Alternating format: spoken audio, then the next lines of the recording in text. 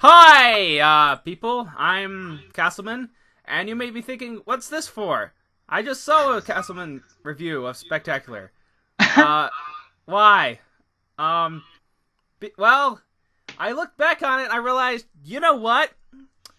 There's so much I left out, even though that's the longest review I've ever done, so why not do a podcast about it? So I brought in with me this guy. This is when you Hello. introduce yourself. Oh, Yeah. I suck at introducing myself. That's his name. Yeah, yeah, that's my name. I suck at introducing myself. It's spelled I-S-U-C-K. That's his first name. So how are you doing, Isaac? Yeah, my first name is I suck. My middle name is at introducing, and my last name is myself. Yeah. So he's an old pal of mine. We've been rooting around since Woodstock. Would you say? I don't know. Yeah. But this is Daniel. He Yeah. we hang out on Twitter a lot, and he has his own YouTube channel where he does these awesome Kirk Beatty inspired editing things. So you should totally check them out. They're awesome. Thanks. Today I figured we would just go through the Spectacular Spider-Man, and I think we both agree that this is maybe mixed with the first two Raimi films, the best version of Spidey ever done. Yep, definitely. Yeah, I think this is definitely the best version of Spidey that if you were just going to consider it as a whole, because I guess if you're considering things as a whole, you'd have to consider the entirety of the Raimi series, so that would mean, even though I do enjoy Spider-Man 3, meaning you would have to include Spider-Man 3 in that, meaning that, and if, say, you like Spider-Man and Civil War, you have to include Homecoming, and so forth. So therefore, I as a complete whole, I think this is the best version of Spidey. Yeah, I think definitely. It's but the thing, I just feel like everything connects together in a way that feels natural, and it organizes itself so well. It's not just okay, and this villain, and this, I don't feel like the writers went to the storyboard going, okay, in this episode we need to have Spider-Man fight the Shocker. Yeah. Let's just throw him in. It's it feels so choreographed. I love how Spider-Man the Animated Series had an overarching story, but it wasn't like okay, here's the it wasn't done well. I'm sorry, I know people love that show, but it's just, I don't love it. It feels so hokey, and I think the worst thing about the show is definitely the dialogue, because I'm not laughing at Spidey's quips in that show. Usually I'm just okay, Spidey's referencing Dear Abby. That's I remember the one gag I laugh at is someone goes, "It's Spider-Man," and he goes, "Spider-Man? Where? Where?" I just remember that episode where he fights the Scorpion, and the Scorpion's he beats the and the Scorpion's really sensitive, and he's like, "Stop calling me names."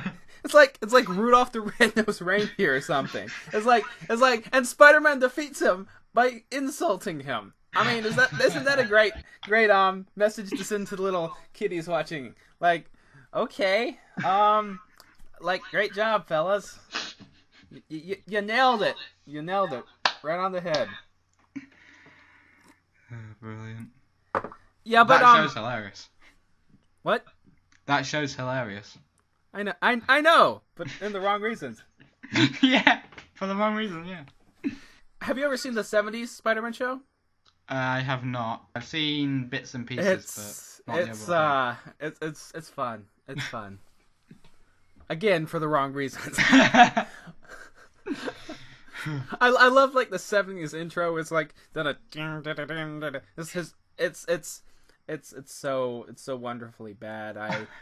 I mean, I'm the sort of person who I just like to take. I like to do these marathons where I don't just like review where I don't just marathon a movie series. I don't just marathon a TV series. I like to like marathon everything related to this one franchise. Everything. So like this summer before Homecoming came out, I watched every single episode of like all these old Spider-Man shows. Like it was ridiculous. Wow. All those episodes of the 60s one. Jesus. I mean, that show is the best thing because it gave us all those glorious memes. Like Josh Keaton so kindly read out to us. What?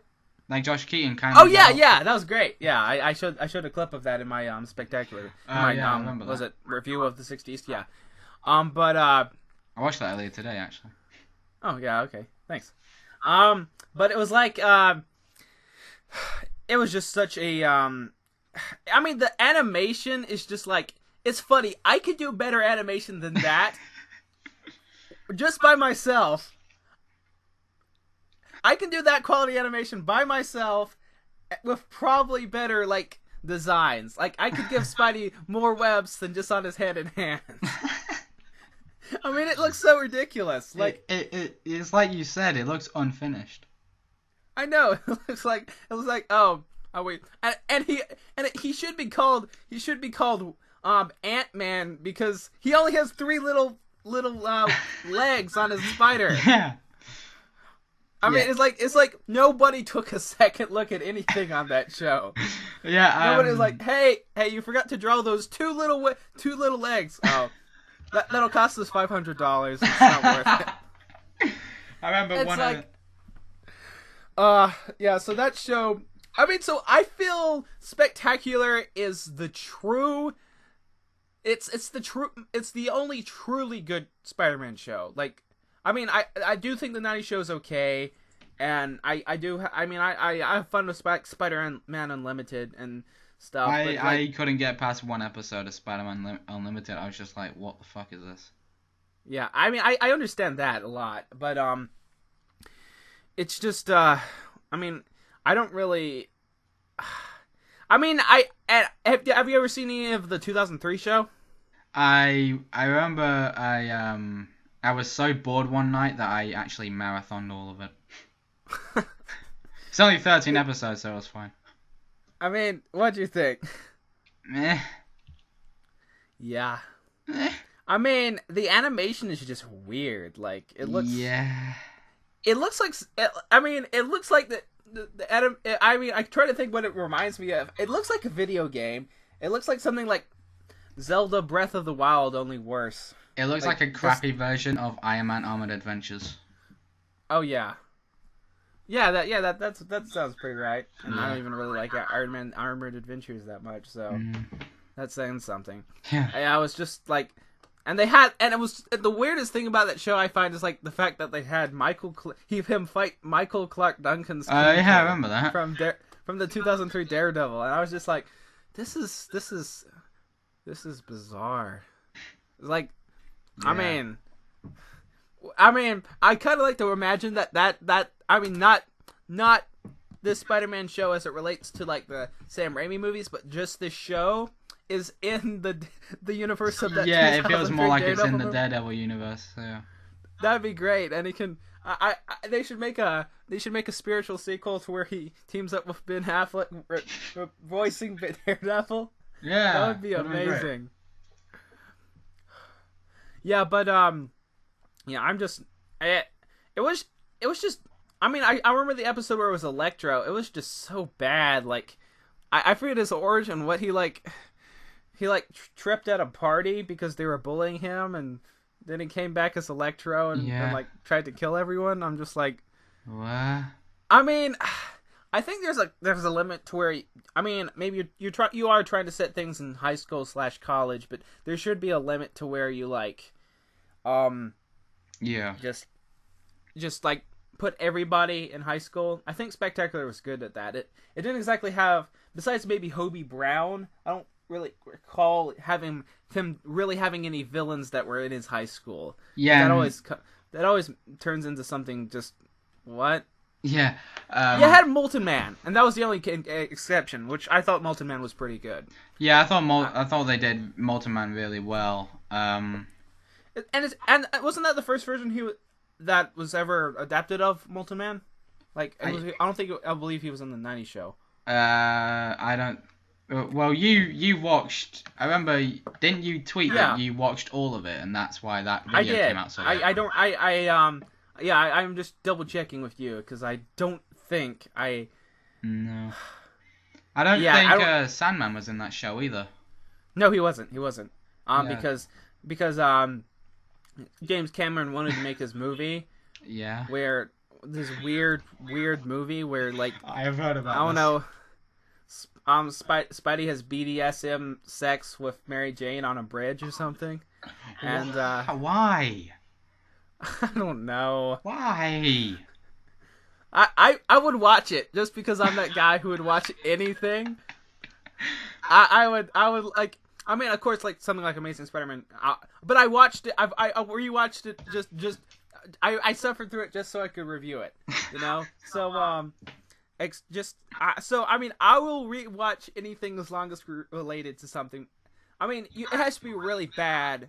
So it has to be so bad so that I just refuse to revisit it. BVS. Suicide Squad. I actually tried to rewatch Suicide Squad once just to see if I can just appreciate it as just it's terrible, but I guess maybe it's a fun time. I just couldn't. I couldn't. Oh. I haven't even watched it once, so. I never paid to see Suicide Squad. Huh. Nice one. Yeah. Not that I snuck in, but I had my means. Yeah. So do I. I don't feel guilty about it because I felt I was I felt Phil Warner Brothers still owes me for BVS. Yeah. I went to see Wonder Woman. That was good. I like Wonder Woman. I didn't get to see it in the cinema, but I did watch it recently, and I liked it quite a bit. Yeah. But I still think Justice League will probably suck. Yeah, it will. I mean, maybe I'll enjoy it because Joss Whedon is taking over, and I trust him. I mean, I know everyone seems to hate Age of Ultron, but I think it's a fun movie. So why do people hate Age of Ultron? I don't get this. You know that reviewer guy? What's his name? Your Movie Sucks. I saw it on a page or something. He gave it a 2 out of 10. Right. I'm just like, okay. I mean, he really hates like most superhero movies, so I'm just like, okay. Yeah, okay. I don't watch him, so yeah. Yeah. He gave he gave. Do what's the highest? Would you like to know something weird? Do what's like the highest MCU film he's ever graded? What? Spider-Man: Homecoming. Ugh. I'm just like, what? Why? I don't know. His review just makes no sense. I would put it at the bottom of my ranking of the MCU films, honestly. I might agree with that, actually. I mean, I'd rather watch Iron Man 3. I would rather watch Iron Man 3. I'd rather watch probably rather watch Iron Man 2. I would. Incredible Hulk is fine, I guess. I enjoy it more than most people.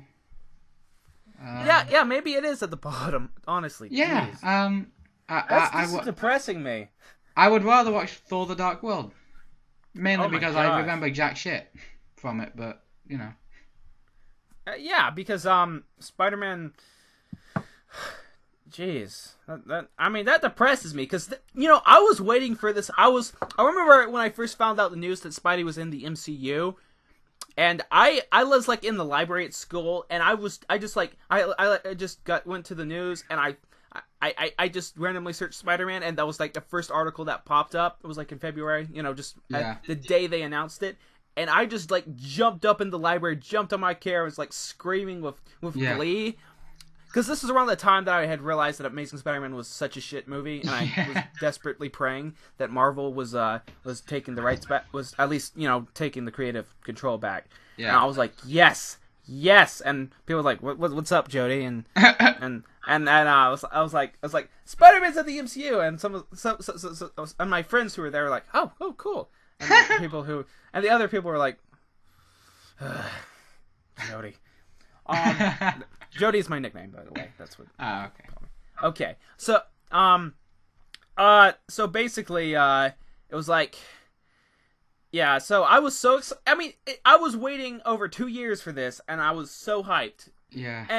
And Civil War did nothing but increase that. Yeah. And when I saw the reviews come in, it was at 94 or something. I was like, oh my god! Finally, another great Spidey movie! And I didn't really hear anything negative until I went in Thursday, early Thursday night show with some friends, and I was just like, and oh. It's the Green Goblin bit at the end of the first Raimi film. He goes, oh. Before being hit by the glider. It's like that scene. Yeah. Homecoming is the glider. It's like that. Before seeing Spider-Man: Homecoming, it's like that scene from Amazing Spider-Man when he's just when Andrew Garfield's Peter Parker's just going woo woo woo, and then after you put after Homecoming. Oh. Yeah. That summarizes it perfectly. Hey, we're 16 minutes into this. Do you want to actually get to the topic? Yeah. I guess. So, what was the first time we watched the show? I went over this in my review, but when were you first introduced to Spectacular? It was probably I think it was like my 10th birthday party. Someone had got me a DVD of one of the volumes. They had them all in like DVD volumes. Someone had got me one of those, and it was volume 2, so I had not had the context of the one with Shocker. Yeah. So my first episodes are the Shocker episode, the Sandman episode, and the Rhino episode. So okay. And as I said, I first saw it when I was reading a magazine or whatever, and I saw it was like, oh, a Spider-Man show, and my first thoughts were like, why he needs more web lines? Why? Yeah. Why does he have so few web lines? It's weird. So I was like, I'm like, I don't know, like, I think I'm like so incredibly. But that's just me, because I'm like so incredibly specific on how I want my web lines on Spider-Man. Yeah. Like, that's why I made my own Spider-Man costume instead of like buying something, because I was just like, no, I want like a specific number of web scallops and lines on the top. I want a specific number of web scallops and lines on the bottom. I want them to connect like this. I want it to be, yeah, I'm so incredibly specific. Like, yeah. Like, if you look at that mask, that's pretty much exactly how I like a Spider-Man mask. Yeah, that's like my. That's my yeah, and I mostly like the MCU suit, but otherwise, I mean I changed some stuff. I'm like, so that's how nitpicky I am. Like, yeah, like I can't buy one just because they're always so half-assed on there. Like they just draw them down like a straight line. I'm not sure how to describe it, but like it just looks like terrible. I cosplayed as Spider-Man at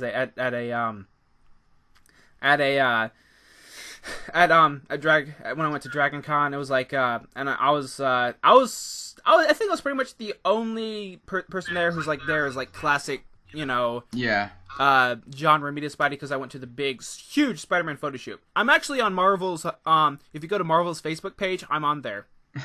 I went on there after you tweeted that, and I couldn't find anything.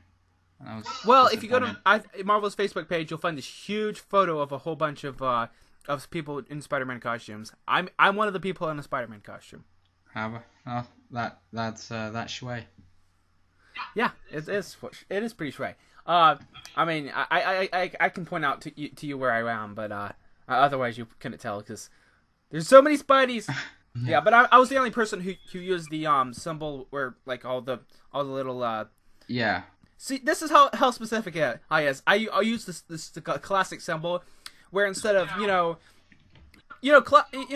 guess the most famous Spider-Man insignia is where he has, 4 legs pointing upwards and 4 legs pointing downwards. Yeah. I used it where like all 8 legs are pointing downwards. Yeah. That's how it originally was, and that's how it is on my suit. Yeah. Yeah, so mine is like almost like a mix between the classic the classic Romita suit, and it's like the classic Romita suit done homemade, but in like the style of the Raimi suit. Yeah. That's I guess that's the aesthetic I was shooting for. Yeah, because you find a way to do raised webbing. Yeah, it's not too hard. You just gotta. You just gotta be really steady, like make sure you get your hand balanced on something. See, I'm not patient. I can't do that. I have ADD, but like when I get into something, I'm like, it's crazy, man.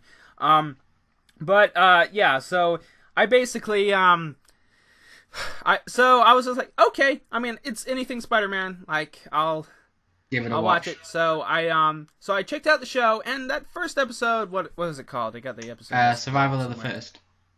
Oh yeah, you got it. I was like, okay. For me, most shows, the pilot is never the best episode in my opinion. Like, no, it isn't. For most good shows, at least. I mean, I'm sure there's a bunch of terrible episodes that draw you in with a pretty good pilot, and then everything else is just terrible. Yeah. That's weird because you'd think that like most shows would need to have the pilot be a really good episode. Yeah. Yeah, but Erigard, maybe it's just because you grow more attached to the characters as you go onto the shows, and that's why you like it better. But that first episode, I think it's good. I don't think it's great. I think that I find it very enjoyable. Yeah. I mean, I don't think there's a single episode of Spectacular that's bad. No, there isn't. Yeah, it's like it's like, I mean, that's what I'm talking about. Like, there's nothing. It's not like, in the Sam Raimi series. There's, if you look at most franchises, there's at least one that you can say is the least good. Yeah. I mean, there's very rare franchises where like there's one movie that most people all agree is like this is the worst of the trilogy with like. There's like very. Like, Dark Knight trilogy. Yeah. I mean, what do most people say is the worst? Dark Knight Rises. Yeah. I mean, but, I like Dark Knight Rises. I love it. I haven't watched it in years, so. Yeah. It confuses me, the hate that people suddenly I don't hate it. I don't hate it. No, but what I'm talking about is, when it came out, everybody loved it. Yeah, I remember. Everybody loved it. And I guess this one person's like, oh, how does Batman get back? Yeah. Oh, and everyone jumped on the bandwagon and saying the movie was terrible. And I just go to the Rotten Tomatoes page. Oh, it's still 89%, higher than Batman Begins. Oh, yeah. So yeah, and I mean, so Dark Knight trilogy. Which one's worst? Like Back to the Future. Well, people argue whether 2 or 3 is the worst, but pretty much everyone agreed that the first is the best objectively. I think the first is the best objectively, but the second is my favorite. Fair enough. And I think the third is the worst. But I don't enjoy the third one as much. Yeah. But I mean, so there you go, another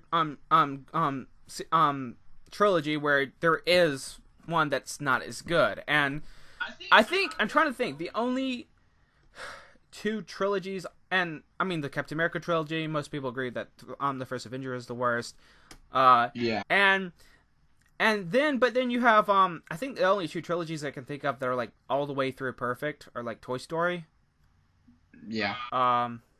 Because I mean most people like all 3 of those movies, even though I'm sure they have a favorite, but no one's like if okay, my favorite is Toy. Which one of them is your favorite? I would say Toy Story 2.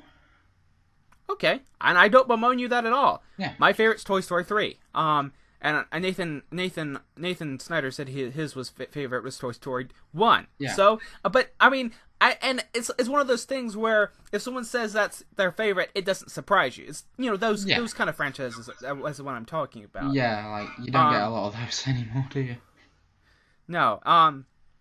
Saying I know you haven't really watched these movies, but same for Lord of the Rings. I think all 3 of those movies are pretty much perfect. And if someone says any one of them is their favorite, I'm like, okay, cool. Yeah. The third Return of the King is my favorite, but I think and those are the only 2 trilogies I can think of that are pretty much great all the way through. And I would say the original Star Wars trilogy is great all the way through, but people do still rank them.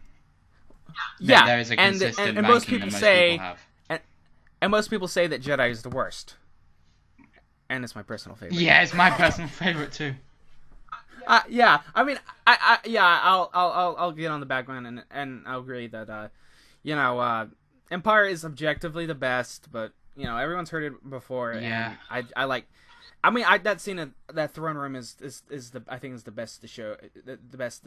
It's the best in my opinion. The best. Yeah. Scene in the entire franchise. I think that's the high point. I don't know if they'll ever be able to climb back up to it.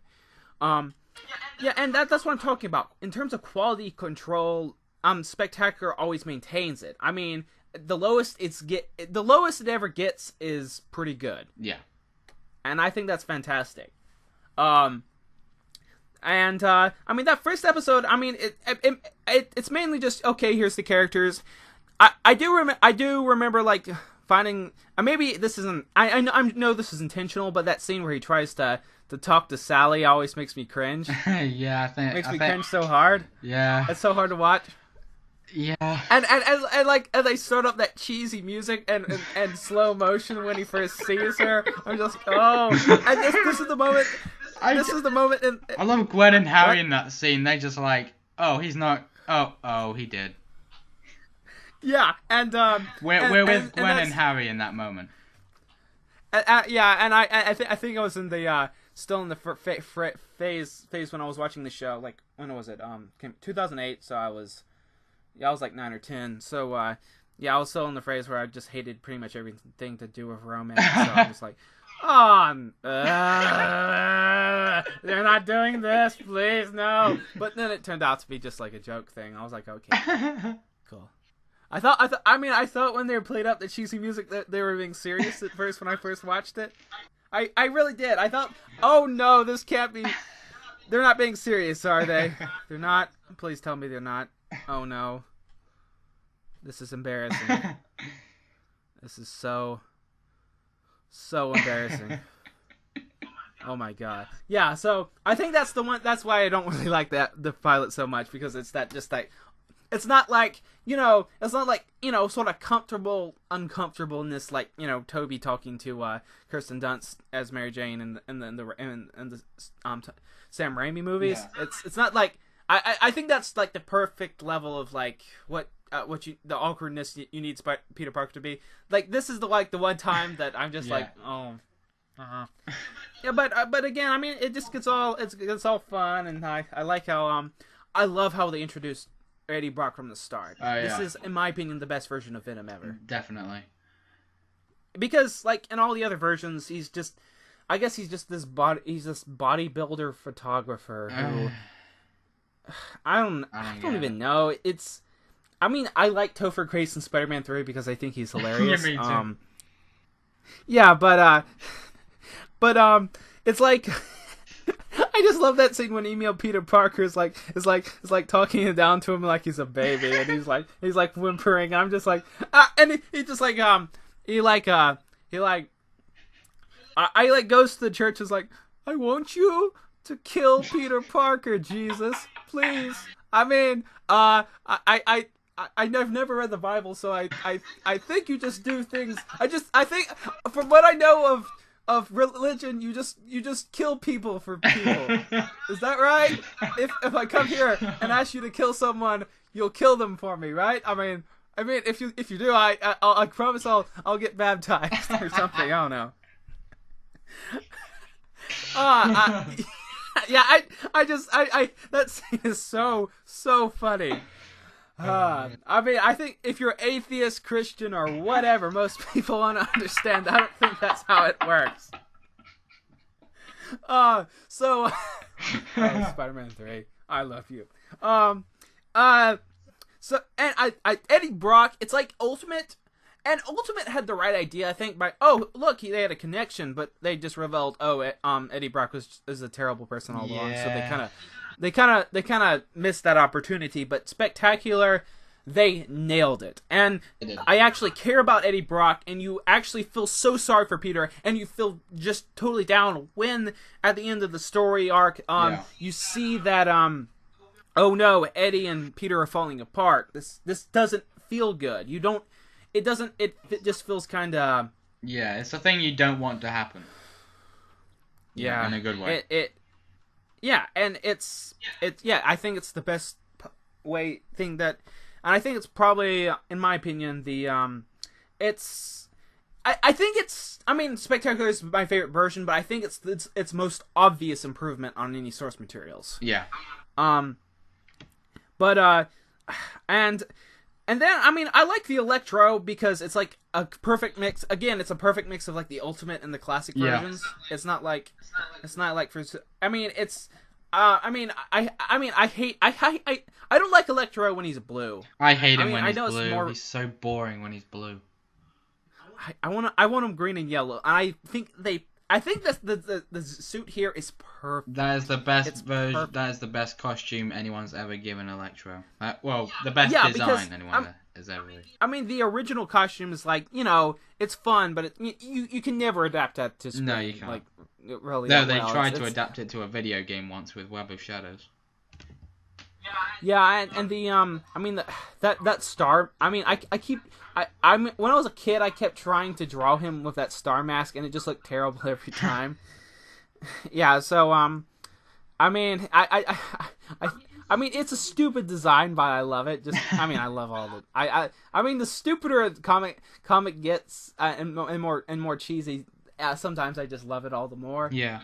I think more modern superhero filmmakers need to have that mindset. But yeah. I think, I mean, that's what Spectacular does a lot. It just takes all of these really cool concepts from the comics and just it both modernizes them but keeps them classic and improves on them in so many ways. And it really, really works. It does. The Lizard episode is I like, I guess. I kind of wish that the Lizard talked, but I get what they were going for. Yeah, I always considered it a bit of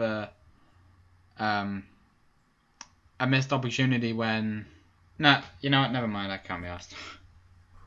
Okay, sorry. But I mean, it was like, I do feel like there was some missed opportunities that they could have done with him talking, but I guess they just want to go make him go all full animal because they don't want to do the whole split personality thing again. Yeah, actually, what I was about to say was, for the Amazing Spider-Man, I think they could have gone down like a horror monster movie route with the Lizard, but they didn't. That's what I was about to say. I mean, so many. That is so weird because so many like Spider-Man movies, like, okay, we're gonna go with this aesthetic, but they don't go with the aesthetic in the right way. No, like they said they were gonna go darker, more realistic, but really, I think the way they should have gone was a monster movie route. Like with Amazing Spider-Man, it was like it was like, okay, we're gonna make it this dark, so all they really did was just set all the scenes at night. Bit half-assed, wasn't it? Yeah. So I like the Lizard episode. It was pretty good. It's interesting that he never reappeared in the show. I mean, it set up the Connors going to Florida or whatever, but it never like, okay, let's Apparently, after that, there was gonna be like a direct-to-DVD movie, like that Spring Break, where they go to they all go to Florida to visit him or something. I don't know. I heard that somewhere. What like with Gwen and like Harry or whatever. Yeah, I think so. I mean, I would like that. That would have been fun. Yeah, and that was gonna come out like before season 3 come out. If I remember correctly, my memory's terrible, but yeah. Yeah, I mean that sounds fine to me. Yeah. I mean, well, anything extra from Spectacular Spider-Man sounds fine, more than fine to me. I remember. I actually found like a document that had everything that they were planning in, and I copied and pasted it into a Word document, and I have it all here. Oh. Okay, cool. So Spider Tracers would have been eventually introduced. Hey, why don't you save that for after we're done talking Yeah, about the show, when we can like together we'll reminisce about what. Yeah. Let's leave on a depressing note. Yeah. Oh yeah. Well, let's end the audience depressed. Yeah, let's leave them depressed. Let's leave them the way Amazing Spider-Man 2 should have. Yeah. But that really does piss me off. They could have just leave things on an emotional note and actually at least they could have. They just had to have that stupid ending with the kid. God, like he just runs out there like, "Hi, I'm gonna stop you right now." Yeah, and like Rhino just stands there so he can have a heart to heart with the little kid. You're the bravest kid I've ever seen. And like I just want to see an alternate cut where we're hearing that off screen and like the Rhino's just standing there like I don't know, like playing on his phone, just waiting for him to finish having his heart to heart with the little kid. The boss told me not to hurt kids. I gotta. Okay, let's see if I can finish this level of Angry Birds before he's done. I feel like that version of Rhino would be so far behind he's still playing Angry Birds. So yeah. I want to see that. I want to see that alternate version. Yeah, me too, actually.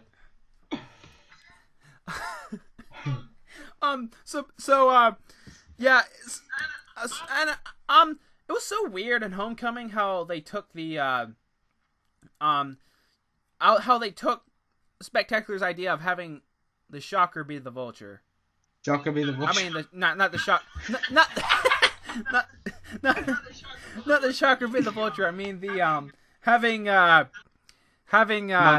Montana be the Shocker. Sorry, Shocker be the Vulture. Shocker gets really old, and then he's like, I you know what? I can't be arsed with these gauntlets anymore. I'm gonna build a pair of wings. At the end of Homecoming, he unmasked Shocker and finds the Vulture. It was me the whole time.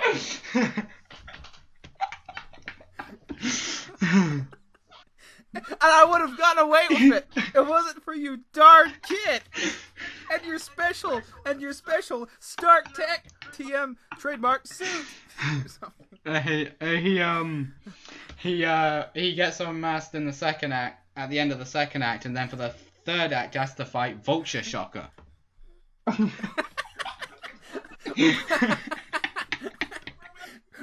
that? I still remember in the Amazing Spider-Man takedown that Anthony, Sam, and Kirk did together. They were talking about how in Amazing Spider-Man 3 we are gonna get to see in the finale the Shocker riding on top of the Vulture. And I was just thinking about in Homecoming how they missed a huge opportunity. That would have been the best thing ever. Like, just imagine Spidey swinging through the city and the Shocker is like sitting like Indian style on top of the Vulture's wings, like firing random blasts of shock energy at Spider-Man. No. That would be amazing. That would have been the best movie ever. That would have alone made Spider-Man Homecoming better than Spider-Man 2. Yeah, would have done. You should put that in your rewrite. I now really want to. You know what? I'll put it in mine. All right, I'll give it to you. Or well, maybe.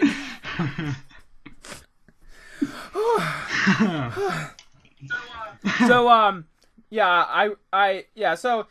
that's just I really like the Shocker and how they like. Okay, Herman Schultz is just a random guy, so why don't we just make him Montana? And that makes sense. And I loved how it tied into that, having the second Enforcers episode where they all had like superpowers and stuff.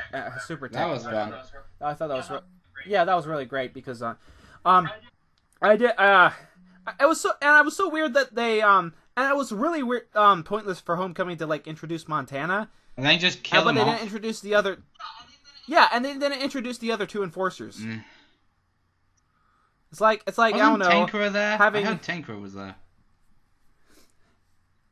Yeah, he was. He was the big fat guy or something. So he's supposed to be like an old guy or something, but then in the new version he's big or something. Is there two different Tinkerers? I don't know. I don't try to keep track of modern Spidey comics. I can't. Yeah. But I mean, and I liked how they had Tinkerer in this version. I thought it was pretty cool. I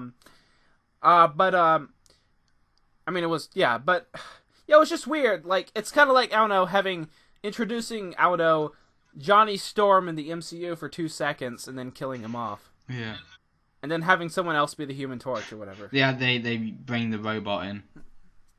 Yeah, exactly. That would be weird, wouldn't it? Yeah. It's like, he accidentally, Tony Stark accidentally kills Johnny Storm. Oh, oops. I'll build a robot. And it builds the robot. It's like, no, okay, no, you're the Human Torch. Yeah, I really did like and I like how, as I said in my review, I like how it sidesteps the whole villain of the week format. Because that's that's something that so many shows like fall into the trap of, and you don't want to fall into the trap. And it's like of that. Okay, in this episode we're introducing this villain. This episode we're introducing this villain. This episode we're doing that. And it's such a and I think it's pretty good. And I like how it all connects to the Tombstone. I like how it all feels. I mean, because otherwise you do really wonder, like, oh, it's nice that all these genetic freaks are conveniently backing into some powers. Yeah, it's nice of them to go after Spider-Man one after the other. Yeah, I guess my favorite episode from that second arc is the last one where he's finally where Tombstone's finally unveiled. It's interesting that they use Tombstone here instead of Kingpin. I don't think they have the rights. I remember reading that somewhere. Yeah, I know they didn't have the rights, and it's dumb because it's like I don't know if Booster Gold took away the Joker or something. Well, maybe I don't know if that's it. Carmine Falcone. Yeah, he took away Carmine Falcone. Yeah, there you go. And now Batman can't use Carmine Falcone in any adaptations anymore. It's dumb. Yeah, it's stupid. More things that Frank Miller has done wrong. Yay!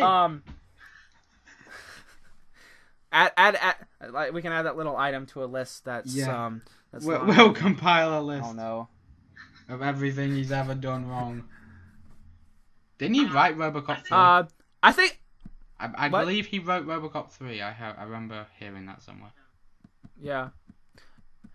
We can in terms of things he's done wrong, we can put in every single panel of Batman and Robin, every single panel of Dark Knight Strikes Again, and full page spreads count as 5.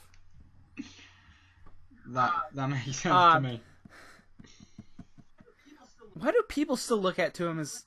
I mean, I like Year One and Dark Knight Returns, but what else good has he done? Sin City, maybe? I don't know. 300? Nothing in the 21st century. Well, irregardless, and what's your opinion of Green Goblin in the Spectacular Spider-Man? I find him fun. Yeah. Yeah. I like how it takes the classic costume and updates it, and I mean, I don't know if it works all the way, but at least they tried. Yeah. I mean, I think I would like that 2002 suit way better if he had like a little midsection that was purple. See, the thing is, this might be the fact that the first Spider-Man thing I ever watched was 2002, but I always preferred the all-green costume because he's supposed to be the Green Goblin, but some versions of him have more purple on him than green. I mean, it bugs me. I get that, but like I don't know, I like the idea that he's like wearing like a tunic or something. I like him with a little more. I like my goblins with a little more color. Fair enough. He has those horrible yellow eyes. Those horrible yellow eyes. I remember What Have I Done gag I did where I dubbed that dialogue over a picture of the Amazing Spider-Man 1 suit. Yeah. I was pretty proud of that gag. I like the Amazing Spider-Man 1 suit. Kind of, sort of. I mean, I like it better than the Amazing Spider-Man 2 suit because it actually tries to do something different than Sam Raimi. Yeah. Seriously. Like the ASM 2 suit is basically the Sam Raimi suit, just with too many web lines. We're back to the web lines again, and I mean seriously, if you saw that in like a comic book, it would just look like a tango. Like there's too many web lines. Like I mean, too many web lines. Have you ever seen this? If you're gonna go raised webbing, go with silver. I prefer well, I mean. Well, the web lines on my Spider-Man cosplay are actually black. Well, you're doing a Ramita thing, aren't you? So yeah. And I mean, but I mean, I don't mind the silver webbing at all. I think it looks cool. I was just trying to do the classic thing. Yeah, I admire the Amazing Spider-Man my Amazing Spider-Man suit for actually trying. My favorite Spider-Man suit in general has to be the Raimi suit, though, if we're being honest. I think the perfect Spider-Man suit would be the Raimi suit with the eyes of the what do you call it? The MCU suit. Those eyes are like perfect for me. Like those are the perfect. See, again, it might be nostalgia talking, but I always prefer the Raimi eyes. I know, I get that. I mean, Spider-Man 2002 was my first intro, but I think I right afterwards, like the moment after I saw it on TV one day, I loved it, and right afterwards, I had a little bit of an Amazon gift card, and right afterwards, I bought the first essential volume of Amazing Spider-Man. So like, I was introduced by 2002, but I immediately got into the classics. Yes. So I guess that's why I love that eye shape so much, because with Dick. Yeah, I didn't watch anything other than the Raimi films for so long up until I saw Spectacular. Yeah, I mean that's fine. The Raimi films are the Raimi films are the ones that got me into comics and superheroes and just general. I couldn't watch the '90s show as a kid for some reason. I don't know why. Okay. Weird. Yeah. For some reason, I think I don't. There's some show my parents won't let me watch that was for kids, and I watch it now. I'm just like, why did you not let me watch this? And they're like, I don't know. But yeah, I like Green Goblin a lot in this show, and I think he's pretty funny. And I heard some people say he's too much like a Joker. No, but I think I see it really. I don't really see it. Oh, he's purple and green. He must be like Joker. Yeah, it's like and I also love the Dr. Octopus. I love this Dr. Octopus so much. He's hilarious. Yeah, I just love how angry he gets awesome. with Spider-Man.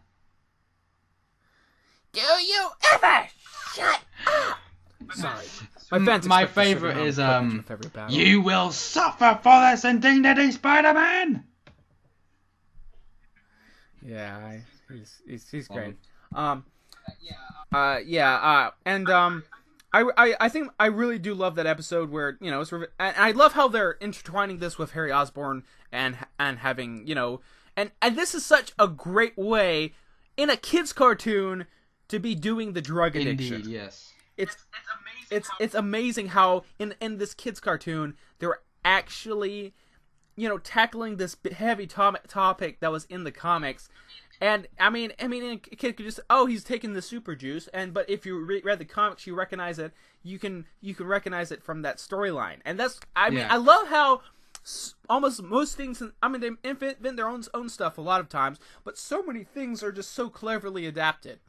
I like clever adaptations that if you're familiar enough with the source material, you can tell where it's coming from. But if you don't know that much, you'll just think it's original. I like that. Yeah, kind of I stuff, like that a lot too. Like, I think one of the reasons the Raimi films work so much, or at least the first two, is that there's so many little things where if you know the comics really well, then you'll be able to pick up on, that's from this is from that, that's from this.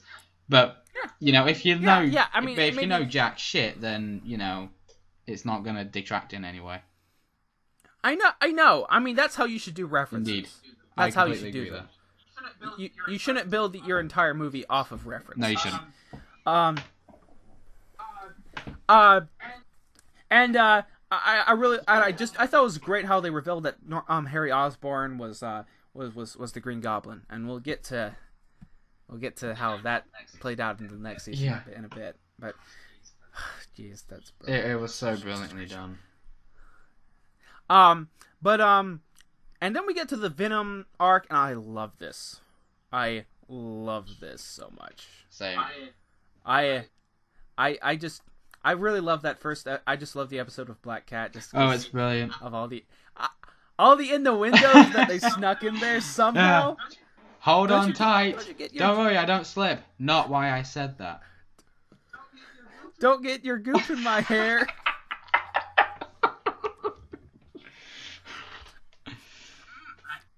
My kitty sense is purring. I was like, oh my god, how? It was so brilliant. They did it! You did it! How? It's amazing! Oh. I mean, I love that. I love that they. That is like PG-13 level stuff. Like, if the NBA saw that, they'd be like, oh, suggestive language or something. I don't know. Oh god. But gosh, it was. For some reason, I think Black Cat and Spidey are most interesting when she's older than him. Like, I don't know. It gives the relationship. It just makes it hysterical. I know. It gives it some nice humor. It's like I'm assuming that Black Cat is like a high schooler in the new show. I don't know. I haven't. Ask Nathan. I haven't watched it. I'm just I think Nathan has watched. Because it looks like everyone's in his high school. Everybody. Including characters who are supposed to be in alternate universes. Yeah. Looking at you, Miles Morales. I think Shocker's at his high school now. In that new show, I think Shocker's at his high school too. You might as well just set like the entire show in the high school and instead of fighting supervillains, you don't even need the superpowers anymore. Like he and the guy who's supposed to be Dr. Octopus get in a food fight or something, and and the Green Goblin is this mean man this mean bully who sneaks around and throws green goop on people. Venom is this guy who dumps buckets of tar on people. Yeah, like Spider-Man. Spider-Man is this guy who just wears this. They don't have powers or anything. They just Spider-Man is just this guy who I don't know. He just really loves spiders and has a pet spider or something. He has a pet tarantula, and he goes around solving crimes of who pranked people in his school. He throws glue at people. The principal is Captain Stacy or something. It's all set in the high school. There's nothing on the city. It's all 100% set in the high school. Why don't you just go ahead and do that? Like Black Cat is this girl who steals pixels from people. What else? What else? How can we there's this really fat kid who's running this underground cheating gang. They call him the Kingpin. He gets people to steal the answers to like teacher storms, and because Spidey's like this teacher's pet, he like has to stop them or something. This is great. We should write this. Yeah. I kind of feel bad that this is on this podcast because people are gonna nick it now. I can just bleep it all out. It's just a bleep for like 5 minutes. I know some lawyers. I'll get them to copyright it real quick. Wait. What else can we do? We can who is we can take what's the name? What was some more Spidey? Shocker's like this guy who like he gets lots of static. Either Shocker or Electro are these guys who get like lots of static electricity built up, and they walk around touching people. That's perfect. Sandman is this guy who always goes to the beach, so he's always leaving trails of sand everywhere. He has buckets of sand that he just throws on people.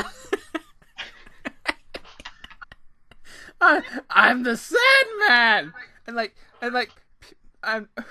the janitor is like and like the janitor is and the J. Jonah Jameson is like the editor of the school newspaper. And he's like constantly after the mysterious spider boy who's solving the crimes. You think a true honest teacher's student should do it all in like, yeah, this is great. He gets one of the kids in there, and he's like, we're gonna give you a box of scorpions, and you can be the scorpion. He's a guy who like puts scorpions in people's pants.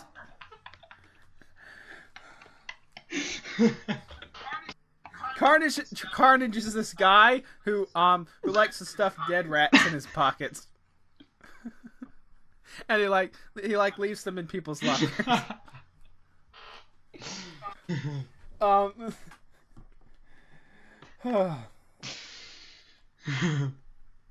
Were we supposed to be talking about Spectacular? Yeah, I think so. Where were we? Let's just rename the podcast. We talk about bullshit. Yeah. We were supposed to talk about Spectacular Spider-Man, but it's mostly BS.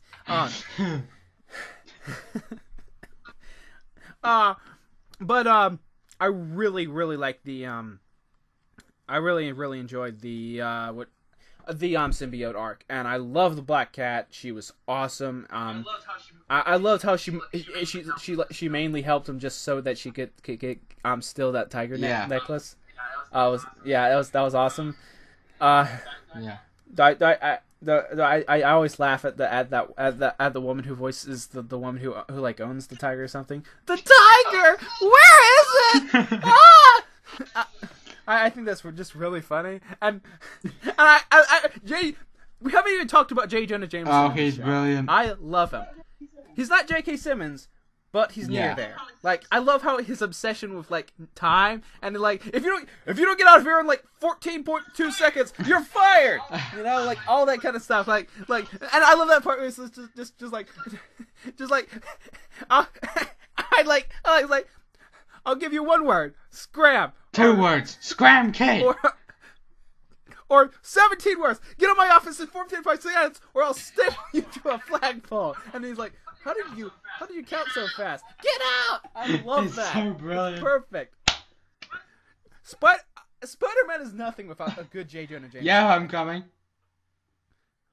Why have we had three Spider-Man movies without J. Yes. Jonah Jameson? All we've got, the most we've gotten is an email. An email. Wow, that's an accomplishment right there, people. You don't set up important characters through emails. BVS taught us that as well. Go. Alright. Okay, sorry, there's a weird thing and we stopped. Woo. So back to the Venom story arc. I always thought it was so visually brilliant how they slowly made the suit evolve into the classic symbiote suit. Yeah, I thought that was brilliant as well, yeah. Yeah. I mean, I think it would be really cool if you saw that over a movie. Throughout, it started off as, kind of what 2003 did, but 2003? You could, Spider-Man 3. 2003, the movie. What a year, yo. What a year. Yeah, X-Men 2 came out. Oh, yeah. Pretty good movie. I wouldn't it be great if, in Spectacular it was episode to episode the suit changed, but wouldn't it be great if slowly, yeah, and you could barely even notice, so slowly throughout the film, his suit slowly evolved into the classic black. Yeah, that would have been. Wouldn't that be awesome? That would have been sweet, yeah. Yeah, I mean, it would have been spectacular. Just imagine, just imagine the whole just imagine, okay, and then slowly you see the raised webbing melt, okay? Yeah. You see and so slowly that little spider begins to creep over his body. Yeah. And get bigger. Yeah. And more threatening and all jagged and stuff. Yes. That'd be so cool. So, I mean, seriously, how is it that a little TV show with probably not that much budget had all the best ideas? Yeah. Well, I mean, why can't and all the movies after it haven't even come close to matching it? Yeah. Yeah, actually, I just wanted to throw this out there randomly. When I was watching Spider-Man 2002, I had the sudden realization when watching the high school scenes that those feel like more of a John Hughes movie than Homecoming did. That's a great point. Just putting it up. Yeah, just the cinematography and everything. Yeah, that aspect ratio. Yeah. Yeah, I mean that's pretty good. Cool. I mean, I wonder what Raimi was really thinking during that. And do what's really dumb about people who complain. Oh, in the original Raimi series, he didn't spend enough time in high school. In the original comics, he left high school at issue 28. Yes, yeah, that's just what I want to say. It's you idiots. And we're now at what, issue 900 or something. Yeah. So what? Out of the entire run, that's, let's say, 1/3. What's 1/3 divided by freaking 9 or something? I don't know. Okay, let's say 3%. Yeah. Not counting all the spectacular issues, okay? Yeah. And all the Peter Parker Spider-Man issues, and all the Web of Spider-Man. Ejectiveless Spider-Man, and all those issues that are set not in Peter's high school. All of that mainly comes from Ultimate Spider-Man. Yeah. Where, yes, he was in high school the entire time. Yeah. I think a lot of people read Ultimate Spider-Man and thought it was actually the original Spider-Man comic. Would not surprise me. Just from what I've seen. Yeah, so, yeah. But, yeah. I really do like how they introduced the Sinister Six and everything. Yeah. I mean, you can do the Sinister Six in a movie because, they did it great in one episode. Yeah. No problems. And I just love how it took over his body at the end. Yeah. That was a great thing there where, it basically just took over completely. It was amazing. I was like, oh, awesome, yes, Yeah. I mean, that the show just really hits a chord with me so well, and I just love that sorry, go on. Oh yeah, what? Go on. No, you first. I lost my train of thought. All right, fine. I love it when he wakes up the next morning and is like, and he has no idea what happened, and Yeah. and he doesn't know that Aunt May had a heart attack, and MJ comes by and he's like, no, she's sleeping upstairs. And that's perfect because it perfectly transitions into that whole Peter Parker thing. Yeah. Because so many times, I mean, I love it when Peter Parker is just always trying to do the right thing, and pretty much everyone else just looks at him and thinks he's just a total dick. Yeah. I love that. I think that's perfect. That's perfectly Spider-Man. The ending of the Lizard episode reflects that as well.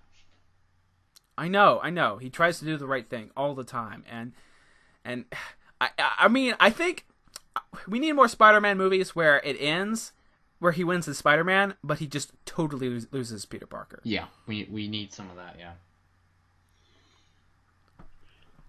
Wait till December and my Homecoming rewrite. Let's and I got some really great ways where he's just like, he's like bottom of the chain, dead at the bottom of the chain in high school. Like to start out the second movie. He's. One of the things that bugs me about Homecoming is that he doesn't actually seem to be that bullied. I mean, Flash is like the only one that bullies him. And Flash, like, I could even believe that Flash was below him in popularity. It's like, yeah, Flash was kind of a joke. Wait a second. Sorry. I tried to say wait a second, but the sneeze overtook me. Wait a second. Wait a second. Okay. Bless you. But I guess, I mean, the guy who gave me a penis-related nickname in high school, I think maybe he was higher up on the totem chain than me. Yeah, it's like Flash and Home. But eventually in high school, I just kind of split into my own group, and I never saw that guy. So, nice one. I mean, that... What? Nice one. Yeah, I mean, the main reason I was in pretty much in all honors classes was, well, my mom thinks I'm smart. She thinks I'm smart. My mom thinks I'm smart, so yeah. I was in. You never trust what your parents tell you. You're so handsome, my son. I'm like, my mom tells me I'm handsome all the time, and I'm like, no, I am not. I am disgusting. Yeah. I don't even know. I don't even know what I am. You can only trust total strangers, almost, it seems. Yeah. Because even really good friends won't want to hurt your feelings. Yeah. You know. I mean, I'll if someone really wants to know, I'll tell them. I mean, and then they get all hurt about it. I'm like, you wanted to know. Yeah. Why are you complaining? Yeah, exactly. I gave you the truth. You can't handle the truth. Yeah. That you're an ugly piece of garbage. You haunt me. Your face alone causes me nightmares. And when I'm not having nightmares, I'm at the toilet just thinking of your my face is in the toilet vomiting just because I've seen your face. Okay, that we really got off track. We are really off track right now. Yeah. What's your opinion of the whole intervention episode? Because I heard so many people complain, oh, it's just the origin story. I wish I think it's a kind of a waste. What do you think of it? I think it's brilliant. Me too. It's my second favorite episode of the entire show. What's your first favorite? I think it's what? What's your first favorite? We'll get there. And I just love how it explores it explores psychological things. It explores how Spidey's origin has affected him. It explores how it has driven him. It explores how the symbiote represents what he was. It almost represents what he was before he learned with great power comes great responsibility. It shows so many things. It shows how pivotal Uncle Ben is to him being Spider-Man. Yeah, I think that's the great. writers of Homecoming should have watched that episode. Hell yeah. I think that's the way to do an origin story. I mean, because everyone's seen it, but you introduce it with an interesting light. Yeah. And that gives it extra weight because you understand the stakes. You're seeing a flashback, but it has stakes to it. Indeed. You know? Yeah. It has stakes to the present, and I love that. I just love that. I just love that splash panel where it's just like all of a sudden his suit his suit. It's been black and white all this time, and all of a sudden his suit turns to color. Yeah. And it just recreates Amazing Spider-Man 100. It's just genius. I have Amazing Spider-Man 100 on my wall. I have a shirt with Amazing Spider-Man 100 on it. I have a shirt with Spidey's face on it. I mean, I had a shirt. It has a hole. Oh. Right where the nipple is. Oh. I don't wear it anymore. I mean, unless I'm like going to some weird party or something. That must be a really weird party. A party where everyone has holes cut in their shirt from the nipples. It's a nipple fetish. It's a nipple nuke party.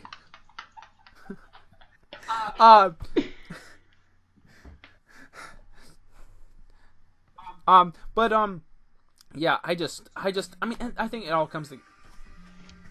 Shut up. My alarm's going off, sorry. It's Hunt for the Wilder People song. Have you ever seen that movie? What movie? By Taika Waititi, the director of Thor Ragnarok? No, I haven't. Okay, well, it's a good movie. Okay. That's the song from it. Okay.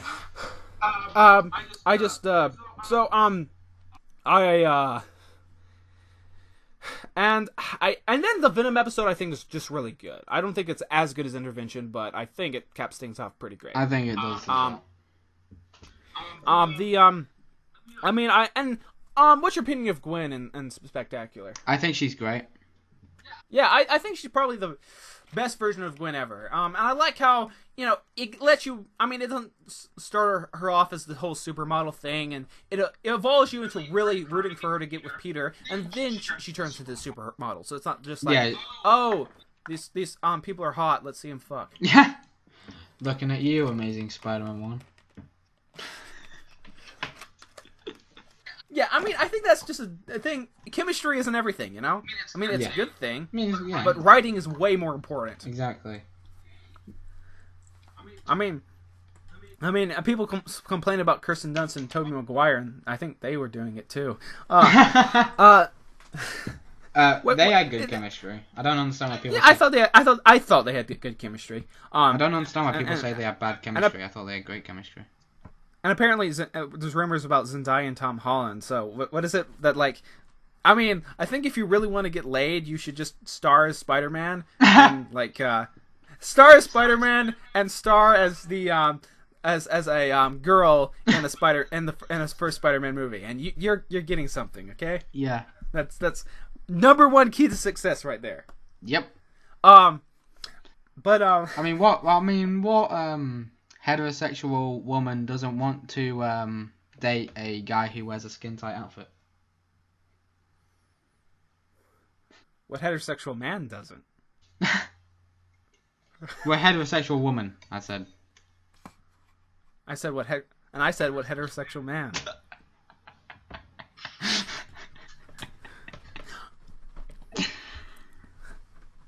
I'm more the Chris Evans type. I like him. If I was given the chance, I wouldn't mind. I'd make out with him. He's hot. Would you make out with him if it was his character from Scott Pilgrim?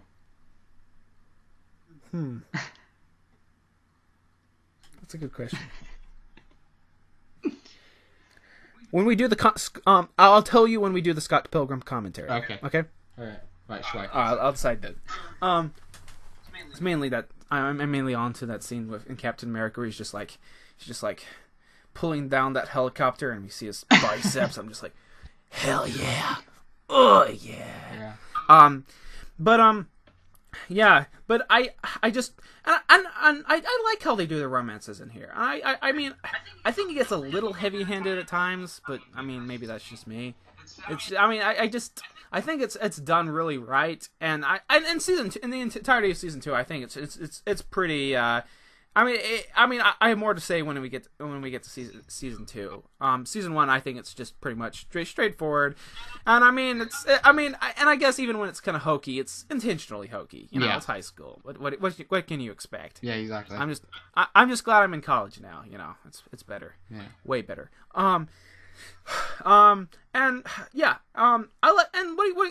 What's your favorite?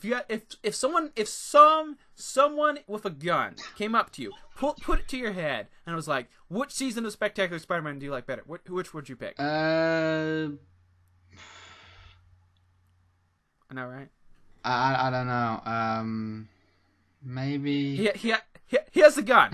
He's like, all right, you little bitch, tell me in 5 seconds, or I blow your brains out. 1. Season 1. There you go. Okay. You lived. Yay! Unless he's a big fan of season 2. So basically, I just really, I think season 2 is better. I think I just because I think it takes a little more risks. Like, season 1 is great, but you don't see him Spidey fighting the Sinister Six to the Nutcracker Ballet, okay? I think that's what sets it apart. Like, yeah. You know, seriously. I mean, that's just awesome. I was just picking at random, really. I understand. I understand.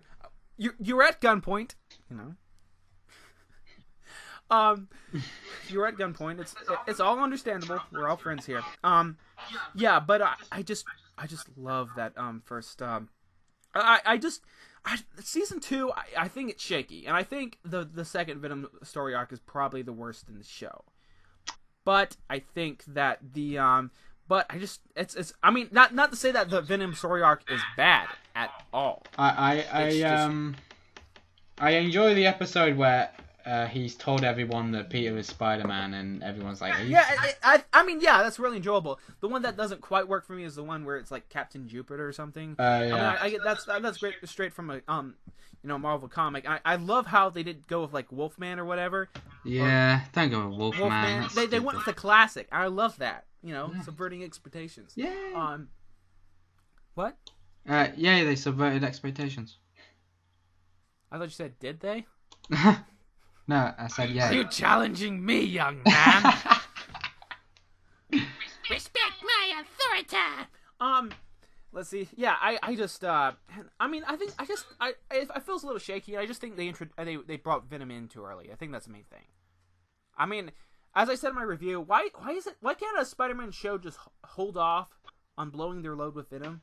Like, why can't they just build him up? Why can't we just have, like, I mean, I guess they just want to sell the toy, so they just have to have him in the first season. Yeah. But I mean, if I was in charge of a Spider-Man show and I had creative control, I mean, let's say I had 5 seasons to do this thing.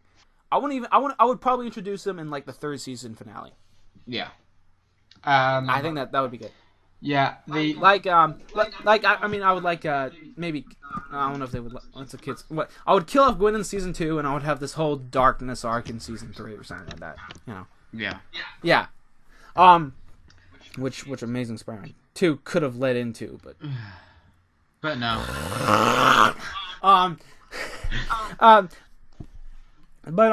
Mainly I just really love that first thing where it's like. I mean, it's like, I mean, maybe it's just me. I mean, I just like when you're doing something classic, just do the classics. Don't like. I'm so worried that the new just because Hobgoblin hasn't been done before, they're gonna introduce Hobgoblin before Green Goblin in the new Spider-Man franchise. Oh boy, don't, please. Like that was so weird in the '90s show. It's like It it's is like, weird. I don't know. It's like it's basically like I don't know, having Wally West be the original Flash and Barry Allen is Kid Flash. Yeah, it is weird. It's stupid. Like, what's the point? But I really love the whole thing with But I mean, and I just wish Venom just needs. I just feel like Venom is he's a villain you should build up to. Yeah. I mean, I feel like Dr. Octopus, Green Goblin, Vulture, those kind of villains are something Spidey should fight early on in his career. Yeah. Venom is the kind of thing he should face when he's like in college or something. Yeah. You know, it's like, I mean, I know so many things. Oh, we're worried we won't get another thing, but so we have to do our version of Venom or something. And I mean, as I said, Spectacular did it the best version ever, and I'm okay if that was season 1, at least the end of season 1. But yeah, I mean, seriously, just look at every single Spider-Man cartoon has. I mean, Ultimate had it as the first Spidey villain he ever fought. Oh, Jesus Christ. Ugh. I mean, we're going way off track in this, but yeah, fuck it. Who cares? This is just random bullshit at this point. I'm still. What if I'll still label it Spider-Man, Spectacular Spider-Man podcast. Yeah. This can be like the Dan and Castleman podcast. Yeah, episode 1, BS, the reign of bullshit. Yeah. That's the perfect title. Yeah. So wait, we can do a combination of our names. We can call it Castle Dan. Castle Dan. Or Daniel Man. No, that doesn't work. Daniel Man. Or Castle Morrison? No. I don't know. No, we shouldn't combine our name because that would make it sound like a ship name. Yeah. Everyone will be shipping. I don't think I have that many girls watching my channel. I mean, if I do, I personally know them, so I don't think I'll have to worry about it. Like, I look at my analytics, I'm just like, whoa, I really do not impress the females. Yeah. But yeah, hashtag CastleDan, people. No, please don't. Okay, you can, as long as you don't write slash. They're gonna do that now, precisely because you told them not to. Oh, no. Should have shut my stupid mouth. But what's your opinion of Mysterio in Spectacular Spider-Man? I love him. Yeah, he's great. I love his whole, I am Mysterio of the arcane arts. It's just so much fun. It's Mysterio's no illusionist playing parlor tricks. You sound like Ian McKellen. Ian McKellen for Mysterio. Let's do it. Yes. Actually, I'm gonna tweet this right now. Ian McKellen. I mean, I would watch that. I would watch the hell out of that. Yeah. What's your opinion of the change of Kraven the Hunter? Like, do you care? I don't mind it at all, to be honest. I mean, I summarized this, and I love how they did the I said this. We're retrading stuff. I just did in my review, but that Master Plan arc is done so well. So well. It's done perfectly. One of the things with me is I actually watched season 2 out of order because the episodes were on YouTube. So I actually knew who the Master Planner was before I watched episode 2. Oh. Yeah, I was like, oh, whoops. I knew because I had read the comics. I had not read the comics at that point, so I did not know. Yeah. I like the first two comics I ever bought were like Essential Spider-Man Volume 1 and 2. Shui. Yeah, shui.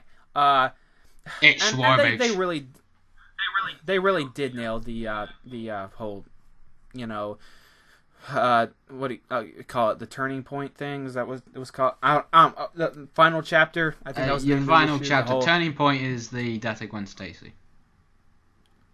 No, actually, no. Isn't that the? That's the episode that's Amazing Spider-Man issue 11. No, turning point. No, issue 121 is called The Death of Gwen Stacy. Yeah, well, on the cover it says turning point. No, but it's not. That's not the title, because on the front page it says we won't reveal the title until the very end, and then it says the night Gwen Stacy died. Right. Yeah. Yeah. Sorry, I'm over nitty picky whatever. Whatever. I just really love the what was I talking about? People are gonna have so much fun listening to this podcast. It's just gonna be a whole ton of us going, okay. Yeah, but they did the wait thing quick. Like, if I had a problem, I wish that they had spent more time on it. But I get it; it's a TV show. You gotta fit everything in there in a 22-minute runtime. Yeah. But that's like my only criticism. I think it's done just done almost page by page out of the comic, and I think it's great. I loved how in the Sandman episode for season 2 they introduced how he was like this.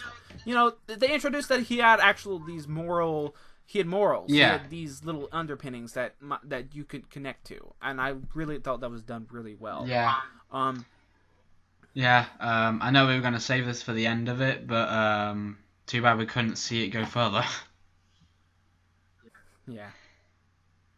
What? Like in season 3, like we couldn't see it go any further. Like. Oh yeah. I see what you're talking about. What's your opinion of the whole crime little story arc? I think it's terrific. I mean, it's just downright great. It's just everything I wanted from it. I mean, the whole as I said in my review, the thing is the reviews, the whole thing with the criminals in Spider-Man, it's never been done in a Spider-Man movie. It just hasn't. No, it hasn't. It's kind of bizarre. I mean, the Spider-Man musical had that. I saw Spider-Man Turn Off the Dark on Broadway. Can you make a review of that? Rise above. Can you make a review of that? I know the... I And you shall rise. That's like the big song he sings after Uncle Ben dies. When the ones that run the firehouse are the ones that start the fire, and the lawless make the laws, and every preacher is a liar, and the ones that damn the innocent, well, they own the nightly news and front page. Dun, dun, dun. The old man said to me, it's not who but what you know, and knowledge isn't wisdom without control. It's still to be the changes that you want to see. They come slow, I know. And you shall rise above. So there's a song in that musical with the lyrics. I got a crew of party animal mutants by my side. Like me needs company. Like it's like a dance routine or something. And like the Sinister Six is like dancing with Green Goblin, and like for some reason Carnage is in the Sinister Six. Only in this version, he's made out of living blood. Okay. What? We gotta do another podcast where I just regale the whole plot of the Spider-Man musical to you. That's gonna be so much Please fun. do. Yeah, but I'll need to wrap this up soon because I have class in an hour. Oh boy. Yeah. Math. Oh boy. Preparing for a test. Yeah. I hate math. Yeah. Math is useless. I feel bad for you. Yeah, but wrapping up, that the final arc with the Green Goblin, I think was just so good, so freaking good. And you know, what was your opinion on how they handled the whole Liz Peter relationship? I thought they handled it brilliantly. Well, I mean, yeah, we keep saying brilliant. Yeah, I mean, I keep trying to change up the adjectives, but yeah. Did you notice how in my Spectacular Spider-Man review, I had like a little review counter for how many times I said perfect? Yeah. I should do a counter for this whole podcast on how many times we say brilliant. Yeah. Brilliant. Just have one for every time we use a positive adjective. Well, I mean, we'd be in the like hundreds by now. Well, I mean, it would be like a constantly going counter. It would be like the opposite of the Fine Brothers. Counter subscribers when you're watching that. It yeah. just So be ding ding ding ding ding ding ding ding ding. Like that. Yeah. Well, when we're actually talking about it. Yeah. Then we start. Then Vulture at the entirely high school Spider-Man is the guy who crawls around on the cafeteria floor eating the food that falls on the ground. and our high school only Spidey has to come and tell him that's not sanitary. And Vulture has a pet vulture. Just fuck it. He just has one in a cage that he carries around with him. Rhino is this guy, and he like goes around poking people with a stick.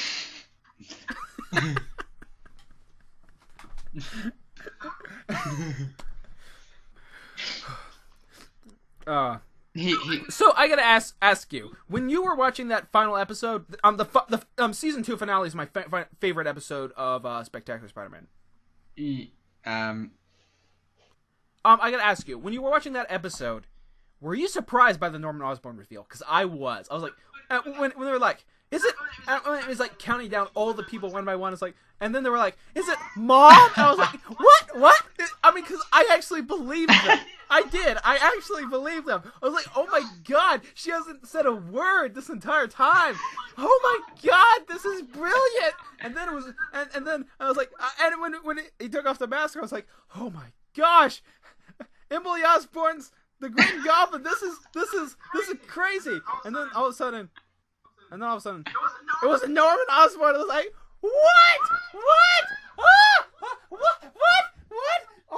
Oh my god. Oh, and god, that's just, I mean, I can't, it's like, it's almost like a Batman movie making you surprised that Bruce Wayne is Batman.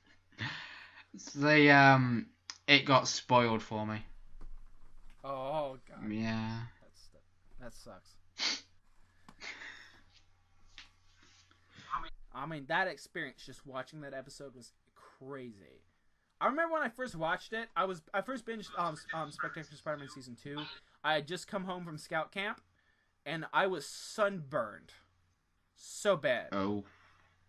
I was like, I had forgot to wear sunscreen, because the first 4 days of Boy Scout camp, you just do your merit badge stuff, and then maybe you can do some swimming in the afternoon. On the last day, they don't make you do anything, so you can do whatever you want. So I just was out swimming all day with my friends. Yeah.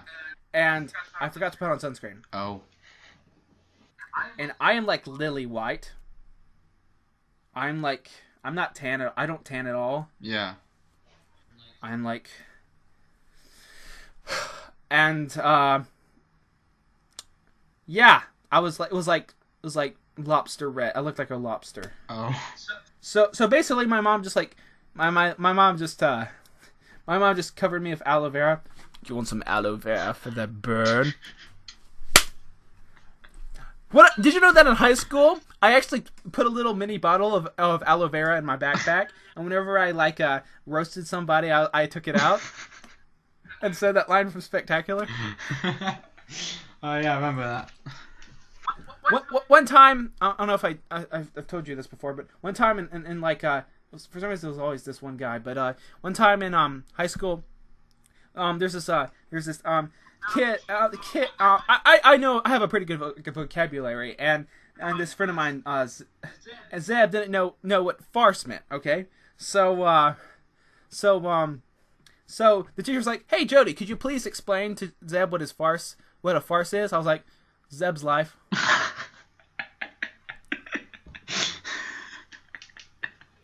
You want some aloe vera for that bird? Come on, Einsteins. I love Randy in the Robbie show. Robertson is so cool. How cool is every single one of these characters? Even Flash. I love Flash. I love them all. I love all these characters. I love the villains. I love them all. I'll take any of those characters over anything in Spider-Man media from 2009 onwards. 2010 onwards, whatever. I'll take even the worst. I'll take Kraven the Hunter from this show. I'll take Sally Averill from this show. I was just about to say that. I'll take Sally Averill. She has more depth to her than anything in later Spider-Man incarnations. Yeah. I mean, I love that episode where it's just like, I didn't want you killed. That's my Sally Averill one. I never knew that you cared. I so don't, but I'm not a monster. Robbie deserves the better girl, doesn't he? Like, yeah, poor Randy. Is she just with her for the looks or something? I don't know. Yeah.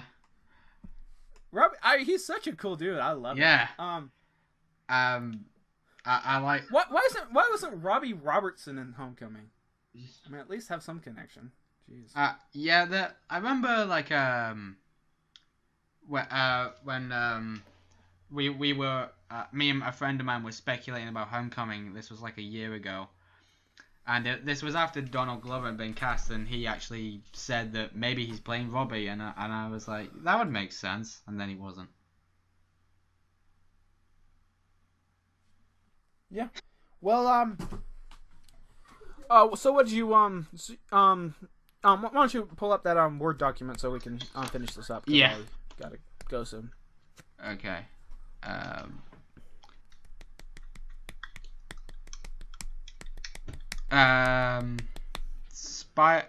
Spider tracers would have eventually been introduced. Okay, cool. How Spider-Man's web shooters were invented would have eventually been revealed in a quote major storyline. Alright.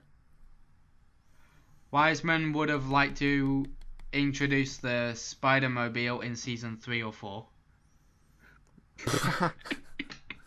That would have been great. It would have been. Wiseman had plans for Peter's parents. Ooh. Flash would have been developed further. I think that's pretty obvious from season 2. Did you tell the boy about his father? Yeah, that bit would have totally been in there.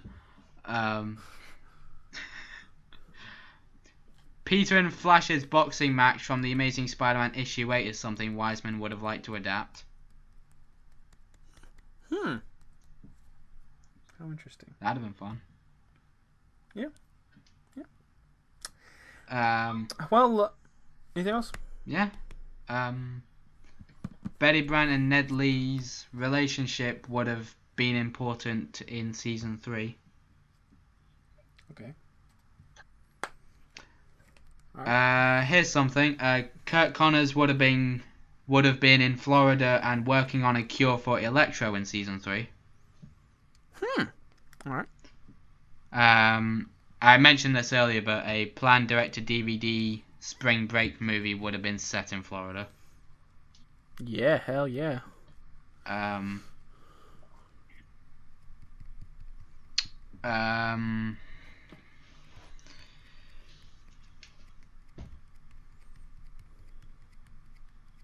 Eddie's placement in Ravencroft would have been featured in a season 3 storyline.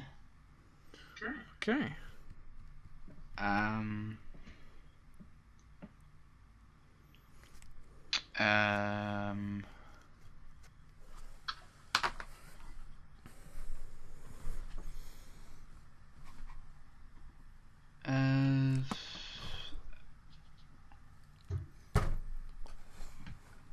Plans involving Harry's mother would have been executed in season 3. Yeah, I heard that they would have finally given her a line or something. Yeah, they were going to cast a voice actress.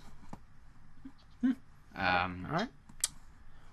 Well, I gotta go, actually. Oh, okay. There's so much more here, but okay.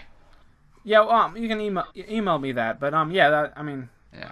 it would have been so great to see another season. I mean, I guess we could do another podcast. About Yeah, let's do a whole podcast about this. Yeah.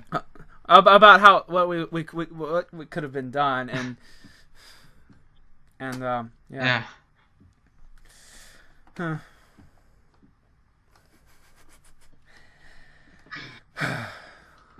The lizard. Kurt Connors is this nerdy kid who really likes lizards, and he sticks little newts down people's necks. Yeah.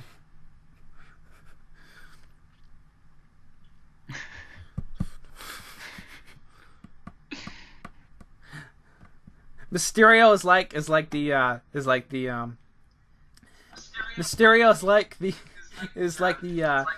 this guy who fancies himself like a magician or something, like a lift of cards and stuff, and he uses his tricks to like steal people's wallets or something.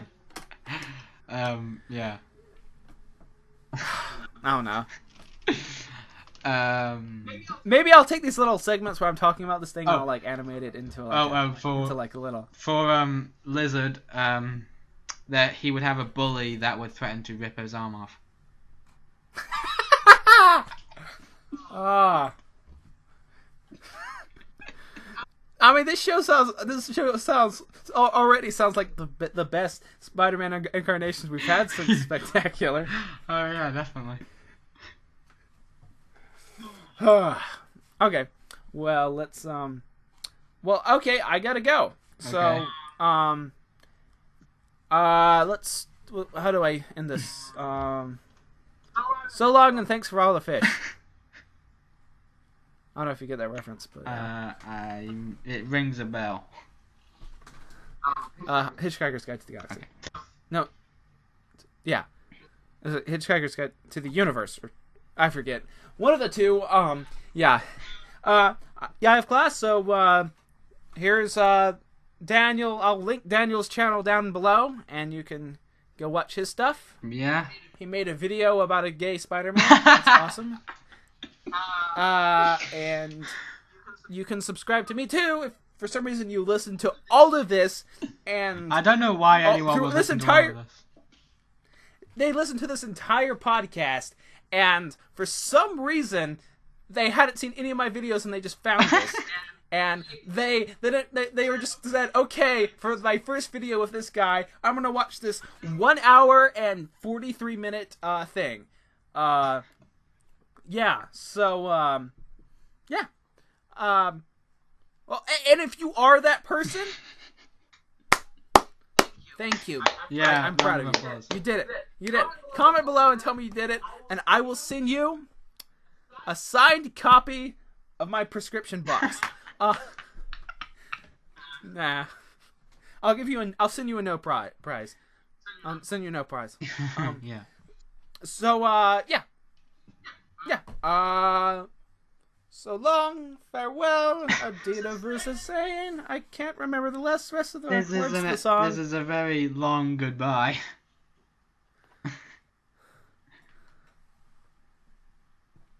Let's go for the record. So, so what did you have for breakfast? I didn't have any breakfast. I had coffee. I don't drink coffee. Okay, well, well, let's stop this. Yeah, let's just. So I can go take a shower and leave for school. Yeah.